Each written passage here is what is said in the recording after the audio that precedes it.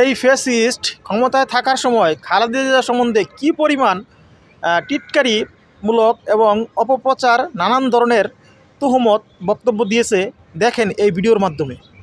খালেদা জিয়া অসুস্থ, তাকে বিদেশে পাঠাও, আল্লাদের আর শেষ নাই।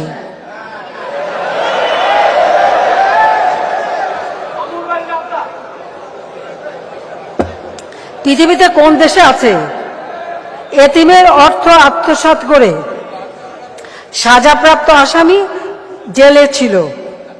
অন্তত আমি এইটুকু দয়া করেছি যে ঠিক আছে, বয়োবৃদ্ধ মানুষ বা অসুস্থ, হাঁটতে চলতে উঠতে বসতে অসুবিধা, শুলে একজন না ধরলে উঠতে পারে না, জেলখানায় যখন এই অবস্থা দেখেছি তো যে ঠিক আছে, যেটুকু আমার ক্ষমতা আছে, সেই এক্সিকিউটিভ যে পাওয়ার আমার আছে তার মাধ্যমে তাকে আমি তার বাসায় থাকার সুযোগটা করে দিয়েছি। এখন উনি সেজে গুজে মেকআপ নিয়ে একেবারে বুটু রেখে হাসপাতালে যান, আর এদিকে তার ডাক্তার আবার রিপোর্ট দেয় খুবই খারাপ অবস্থা, মানে একটা নাকি যায় তার লিভার নাকি পচে শেষ।